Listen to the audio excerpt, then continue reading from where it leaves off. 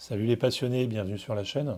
Aujourd'hui, présentation d'un modèle phare de la marque Omega, créé en 1993, la Seamaster 300M professionnelle, la montre de James Bond, une des montres de James Bond, pour ceux qui ont la ref.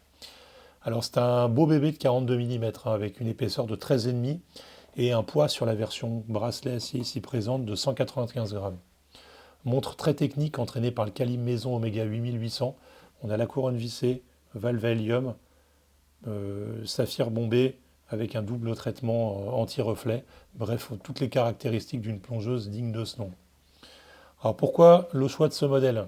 D'abord, je suis passionné par les montres de plongée, vous le verrez dans les vidéos suivantes, il y en a quelques-unes dans la collecte. Alors également, mon choix s'est porté sur cette version cadran bleu, céramique bleu, hein, avec ces vaguelettes là, qui jouent avec la lumière. C'est magnifique. Alors ici, on le verra, on essaiera de le voir à la fin de la vidéo. Malheureusement, avec la lumière artificielle, c'est moins flagrant qu'avec la lumière naturelle, mais je trouve que le cadran est vraiment magnifique. La lunette céramique est également superbe, avec sa forme caractéristique du modèle. C'est très bien fini et très original. Voilà, et ça, on remarque la montre au premier coup d'œil, hein. Les finitions du boîtier sont également ultra soignées avec des cornes plongeantes et des chanfreins qui suivent le prolongement de ces cornes plongeantes. C'est vraiment top. Alors ici on a le fond de boîte saphir. J'essaie de vous le montrer. Non, ça va pas être évident. Si. Voilà, on le voit un petit peu. Donc qui laisse apparaître le mouvement maison coaxiale. C'est pas génial hein, au niveau de la vidéo, j'essaie de faire ça. Voilà, hop. Voilà, on est mieux là. Voilà, là, on le voit bien. Également très controversé, mais moi j'apprécie ce bracelet aux finitions très soignées.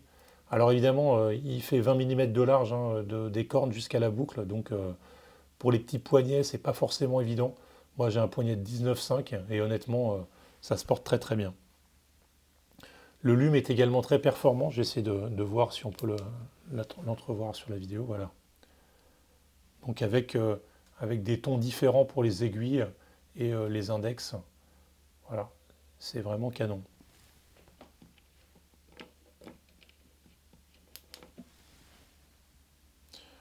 Voilà, c'est un modèle que je qualifierais de sport chic. On peut le porter en toutes circonstances.